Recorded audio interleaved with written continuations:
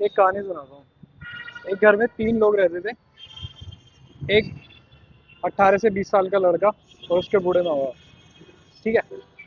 तो बूढ़े माँ बाप मजदूरी करके अपने बेटे को पढ़ा रहे थे ताकि वो बड़ा होके उनका सहारा बने।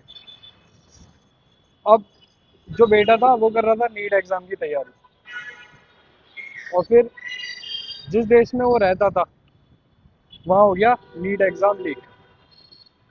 अब बच्चे ने मेहनत करी, 4-5 साल पढ़ाई करी, माँ बाप ने मेहनत करी, 5-6 लाख रुपए लगाए उसकी पढ़ाई पे, कर्जा लिया और बहुत सारी मेहनत करी ताकि उनका बच्चा कुछ बन सके।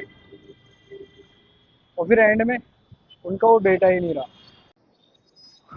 और ये कहानी एक घर की नहीं है, ये कहानी लाखों बच्चों के घर की है। और अब तक 22 22 बच्चों ने सुसाइड कर लिया।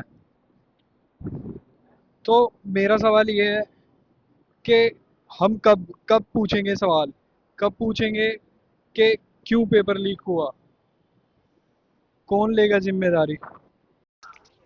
ये है हमारे देश का वो इंजीनियर जो पूरे देश के बच्चों के लिए, उनकी शिक्षा के लिए 11 दिन से भूख हड़ताल पर है। तो मुझे ये बताओ कि तुम्हारे तो वो खुद के बच्चे हैं, तुम्हें क्या चीज़ रोक रही है सवाल पूछने से, घर से बाहर निकलने से, इनका साथ देने से? क्या चीज़ रोक रही है? कब बाहर निकलोगे, कब अपने सवाल पूछोगे, कब तुम्हारे बच्चों का जो एग्ज़ाम कैंसिल हुआ है उसका रीज़न पूछोगे, कब इन लोगों का साथ दोगे जो यहाँ पे बारिश में धूप में तुम्हारे लिए लड़ रहे हैं?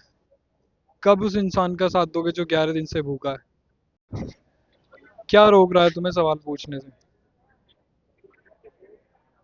लोग गड्ढों में गिर के मर रहे हैं, लोग, देश की सड़कें, देश के हाईवे टूट रहे हैं, देश में पेपर लीक हो रहे हैं, देश में लोग पानी की कमी से मर रहे हैं, देश में लोग अस्पताल में डॉक्टर ना होने से मर रहे हैं।